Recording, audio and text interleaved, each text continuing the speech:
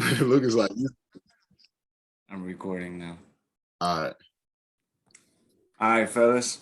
So I'm gonna start by asking y'all, like, I want you guys to give a quick intro of who you are, like what your journey has been. So where we want to start? I'm Taylor Adway. I'm currently playing in Kosovo Super League. It's in Europe on year 4. Last year I was in Croatia. Year before that I was in Georgia. Excuse me. And my rookie year I played in Belarus. Graduated from Ferris State. First 3 years was at Toledo. This is where, all of us connected at. And that's basically just a quick little summary of what I got going on.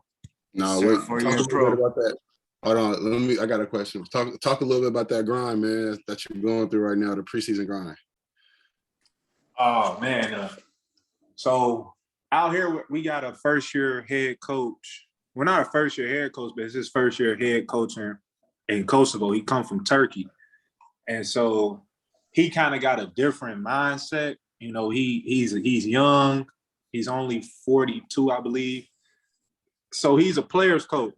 Okay. So you know how some coaches be, you would practice 4 hours a day. Like if you get maybe a Serbian coach or something like that, like some coaches will have you practice 3-4 hours. He not like that. Like we really getting in there for an hour and a half. As long as we locked in and we being effective, we literally in there for an hour and a half.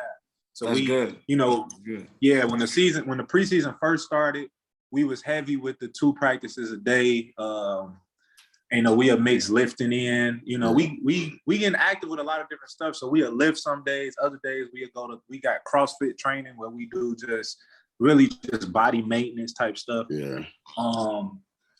But now that we've just played our second game yesterday, so practice is kind of like lightening up. This week we only had practice in the morning twice.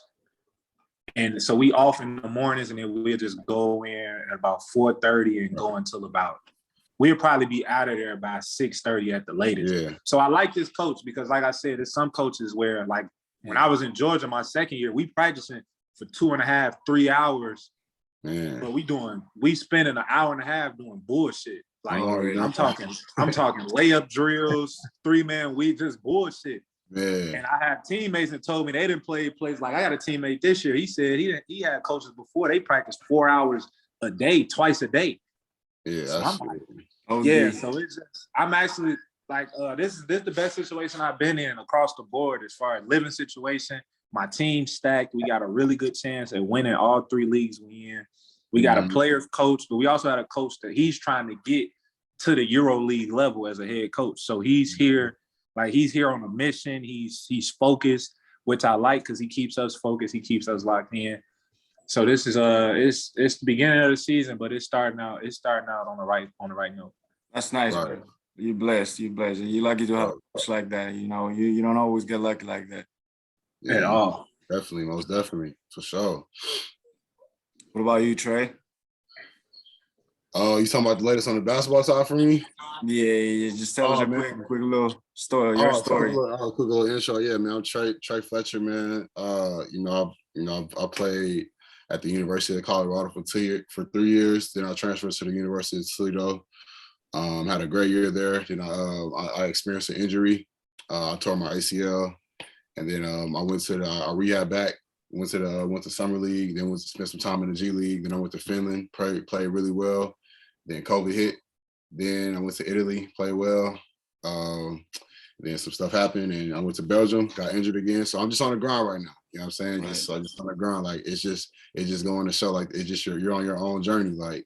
You got to stay humble through it all, and you gotta just be ready to take the hits as they come, because they're going to come. Adversity is going to hit you. It's just all about how you handle it.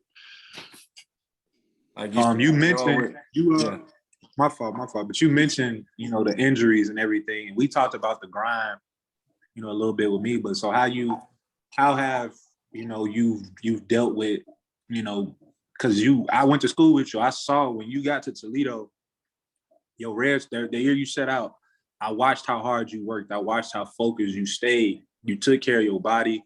Right. You put that time in on the court, in the weight room, and like I said, take care of your body. So when you're dealing with these injuries, mentally, how is that? How did that affect you?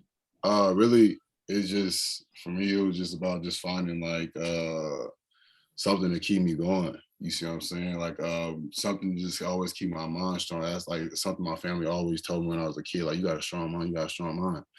And then, you know, I went through some situations to where, you know, well, my whole life really basketball has been my number one option. There was no plan B. You know what I'm saying? So with that being said, like when you go to Europe, as you guys know, like you're gonna find out a lot about yourself. You see what I'm saying? I ain't really had time to just sit and think like that for real. But I was in a situation where I had to just sit down. I couldn't hoop. I'm in Europe waiting on bread and shit. So I'm hurt. So I'm like, I gotta just sit and think. You know what I mean? And me and Spencer went through that. Spencer helped me get through that because, you know, obviously we got a blessed that we were on the same team. And Spencer is a guy who we played with, and I'm sure he'll be on this in the future. But, you know, he helped me through that a lot. You know what I mean? And I just really just thought about why the way I was, and it was just, you know, me just keeping my mental sharp. That's all it was, and just having a goal because I want to win a championship. Because I still got some unfinished business. We were supposed to win a championship our year, bro.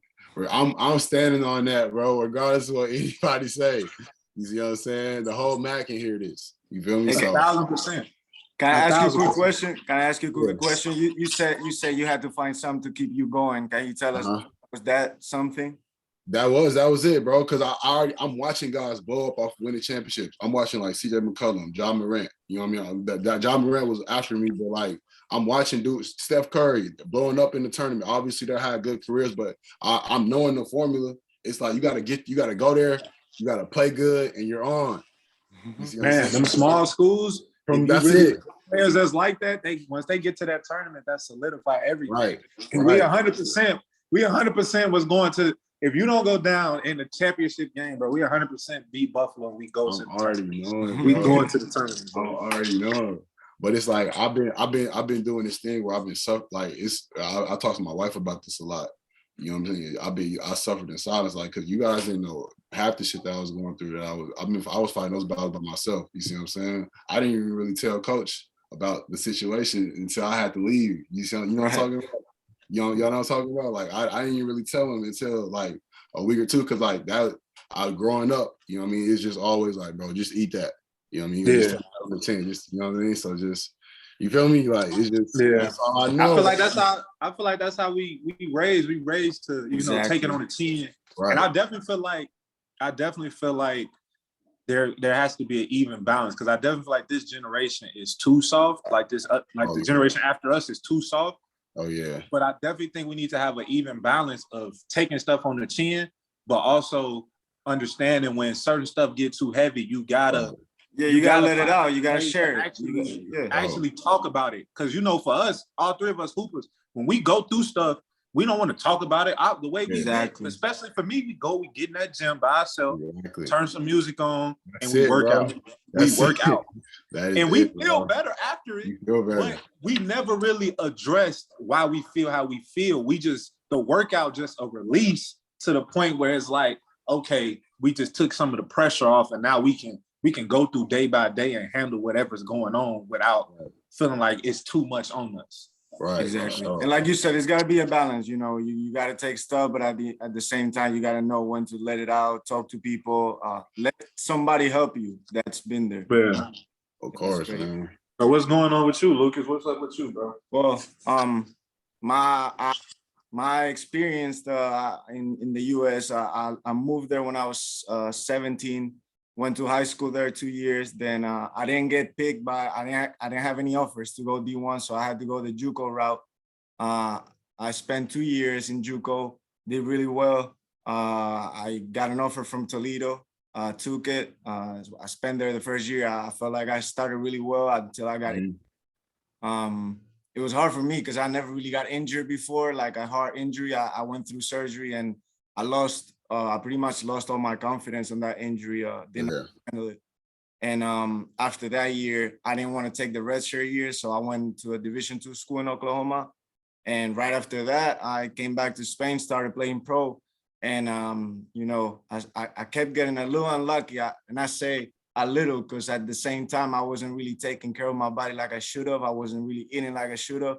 So I was going through injuries. My first 3 years as a pro, I got injured in all of them. I never finished the season, and then it hit. So it wasn't until last year I really got to play to my whole potential. I played really well, and I got a offer to play this year in the second league in Spain, which is a really good league. And just going through preseason right now. I'm on a temporary contract actually. So I've been here for 20 days, and I got 1 more month of a contract. We'll see what happens after, but grinding, learning, and getting better every day. I feel like my journey is starting. That's how I feel right now. Yeah. I've been through. I got a quick question for you. So what did you do to get your confidence back? And then talk about a little bit about how some second leagues are actually better than some first leagues in certain countries. Right. So at first it was hard because I didn't really know how to get it back. Like I knew I could hoop. I knew I was good, but sometimes I let other people get in the way of that. Like I let other people's opinions, mess me up as a player. But lately I've found out that doing yoga and meditating was keeping my confidence on an all-time high. Like I don't let anything get in my head that I don't wanna. And so I would highly recommend hoopers to start meditating and doing yoga. And to answer your second question, I feel like some second league teams are really good, like especially because the first couple teams from the second league go up, they move up. So they play for that. They play hard to move up, and the whole organization, the coaches, they know that, so they push you to move up to the first league. We actually had a scrimmage. It was like a week ago against the ACB team, which ACB is in Spain. And, we was down 2 with like a minute and a half to go. So the level is up there. Some players, at least in Spain, I don't have experience in other countries. I've seen them, but at least in Spain, a lot of players from the first league and the second league, they interchange every year. Go up, depends how you do. And so that's what I'm trying to get. I'm trying to play good this year. No, for sure. First league, I don't care if it's in Spain or any other country, but no, I feel you. Real quick to like the viewers that's thinking about hooping or whatever, kind of break down, because you said you're on a temporary contract, which is basically for 2 months. Kind of break down, because I feel like until you get in it, you don't have anybody telling you the difference. Like people don't understand. People think you go overseas, you guaranteed to be there for the full season. Right. Like some people go on like tryout basis. Some people get like you said, you got like the 2 month. And then I know some seasons where you don't play till the summer. Some teams where you get like a 6 month contract. Some teams you get the full year. Just kind of like break down your knowledge off of what you've seen and what you personally experienced, and Trey tap in as well. And just explain the difference to the people who don't know. So, the normal thing, they usually, especially for you guys, Americans that come from America, they usually get a whole year contract. And as you get older and as you start playing more and more years, you learn to realize to make sure you check the contract and see what the team writes, because you can, if you don't have an opt out, like if you don't have a part in the contract where it says that you can leave at any time, maybe another team can offer you, but you can't leave. So you check that. And some teams, like you said, they do the temporary contracts, especially in Spain. They do it for people from Spain just to see. They never really see you in person. They might see your videos, but they're not sure if you're it was because I've been injured, so they don't know if I'm at percent or not. 100% healthy. So you come here, you practice normal, regular, you play the games regular, you just want another player, but they constantly checking you to see if you're, at the level. And so at the end of these 2 months, they have the option to, make a new contract if they want me to stay the whole year, or they don't want me to. And then me, myself, I have the option as well. Like if another team comes, because I've been doing well in the preseason, they might come and ask me to join them, and I might be able to, and I'm able to say yes or no. So it's a good opportunity for me, because I wasn't sure I wanted to stay in Spain just because I like traveling. I like playing in other types of basketball. I don't like sticking to one thing a long time, but those options that I wanted to really came and didn't really come. And so I chose this temporary contract because I thought it was best for me. Right. You betting on yourself. Yeah. Exactly. So yeah. That's great stuff. Yeah, that's what's up. After so I wanted to let everybody that's gonna watch this, that's gonna follow us on the YouTube channel. We got together. I know Trey told me, because Trey posted a picture of him saying he retired, and I texted him. Yeah. I was like, I don't believe that. Like, the game of basketball, you're so good. I don't you retiring right now. The game needs you, right? And he told me that you texted him at the same time. Yeah, bro. Yeah. And that's how it all started. So I wanted to ask you guys to tell everybody that's watching, like, what is this? What is the Rebound? What is that we're doing? What is our goals? Yeah, no, I'll touch on that real quick because I was just talking to my wife about this. Oh, it's crazy. It was like, bro, because I was telling her, like, I was married to the game for real in high school, bro. Like, people thought I was a weirdo. You see what I'm saying? I wasn't drinking, I wasn't smoking, I wasn't going out, I wasn't doing nothing. I was going to the gym. You see what I'm saying? I was going to the gym to go hoop. So now with that being said, it was like I kind of had to like really like break up with basketball.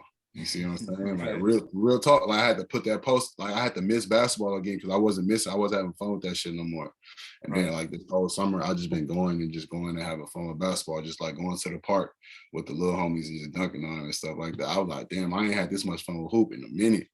You know what I mean? So now it's like I'm having fun with it again. I'm back in the gym training kids. I'm like now it's turning into an itch I can't scratch. Like I got some basketball on TV right now. You know what I mean? I got the baby, right? It's just I can't get enough of it. So it's all I know. It's like I'm a jarhead with this hoop shit for real. So and then what was the second part of your question? I talked about that to let everybody know how we all came together. Oh yes, there. So then boom, I hit the retirement thing, and then like all you guys hit me at the same time. Like, bro, you should start a podcast. You should do this. You should. I'm like, shit, let's do it then. I got time now. So then let's do it. And then all you guys literally text me at the same time. It was crazy. It just organically came together, bro. Shout out to Vic and Curtis too. As they find time to jump in with their busy schedule, they're gonna definitely tap in as well. Yep. But no, I feel like the Rebound. I feel like it's gonna be a podcast where it's definitely for hoopers, but it's at the same time it's for athletes and just people in general because we gonna definitely bring hoopers on here that we know, hoopers that's having success, hoopers that's been through triumphs, but. Right. Like we also gonna bring, Vic. We also gonna bring Curtis. We also gonna bring other people we know outside of basketball, but they just love that's just tied into the sport, and it's just gonna explain, everybody's story and how basketball is gonna tie into it somehow, some way. But I feel like you're gonna come here to get a real look of the overseas life, the overseas game, because.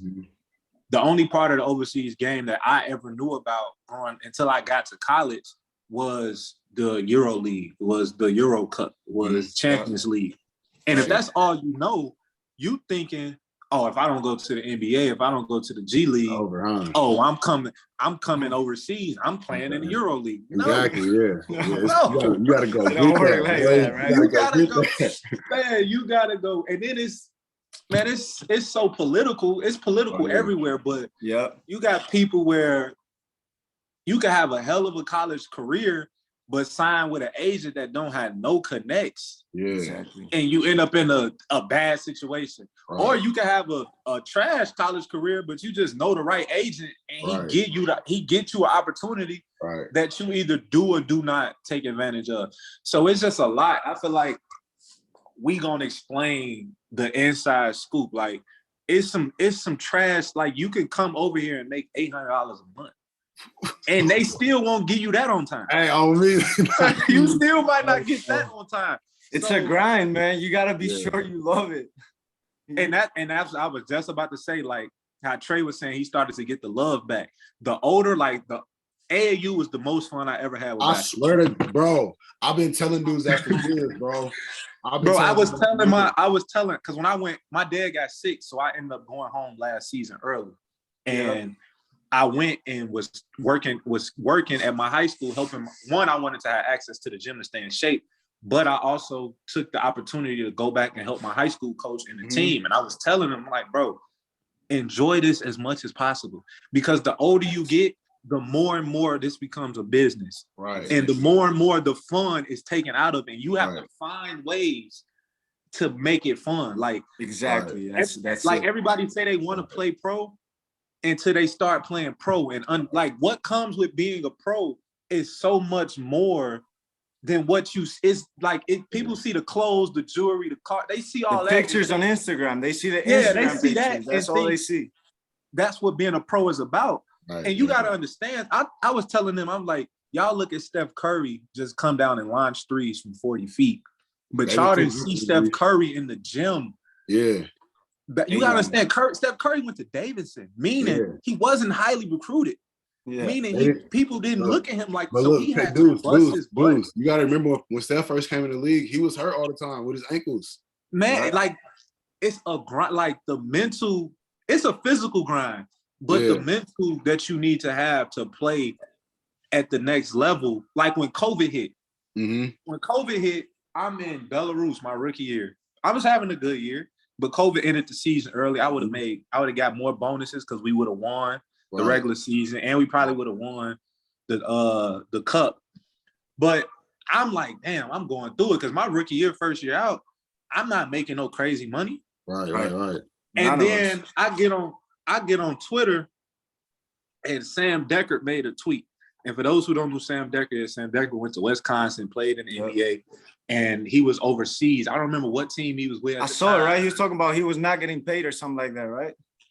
He was talking. I didn't see the not getting paid thing, but I saw him talking about the mental strain he was going through. And it just clicked to me like, Sam Decker played it. Once you get the NBA tag on your resume, once you call him overseas, you instantly in a different tax bracket. Yeah, you good, yeah. And Sam Decker played years in the league. So he overseas, we play overseas, so we know Sam Decker was getting paid.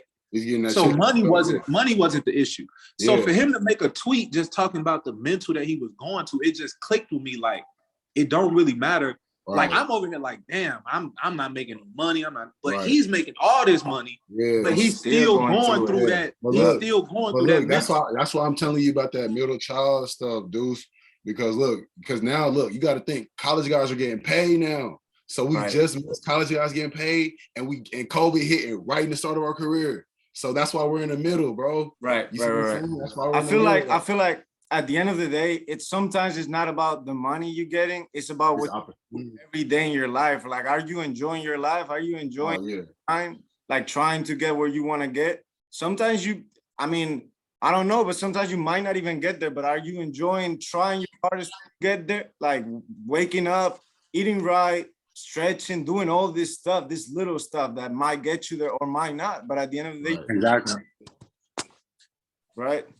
You can't worry about stuff you can't control. You just gotta wake up every day and do what you can control, and you just gotta let God take care of the rest. So if it's in the cards for you to be that next big time dude, it's gonna happen. But you gotta make sure you do what you're supposed to do. Meaning, like Lucas just said, stretching, eating right, sleeping right, all of this. Like, there's so many athletes I know that's in high school right now. And they getting high, they drinking, they doing everything they see on social media, everything they see the rappers doing, just because they want to be cool, but they say they want to play it at the next level. And you got to understand, when we was young, me and Trey, you an athlete, you was dunking. So when you was in high school, you could wake up, come straight. All of us been in a situation where we woke up, got on that bus ride for an AAU tournament, got off the bus and walked straight in the gym, got dressed and played. Didn't stretch, no layup line, nothing. Man, you try to do that now, you gonna damn near break something. Man. It ain't when you young, your body can handle certain stuff. That's one important aspect. Like, it's not about just getting there, it's staying there. You gotta be consistent with all you do. Like all the work you put in to get here does not mean anything if you don't keep it up. Like if you're working, it does not mean anything. Everybody else has done it too. Like everybody, Exactly. all your teammates. So I realized that once you get to the pro level, bro, everybody's elite. Everybody's good. But yeah.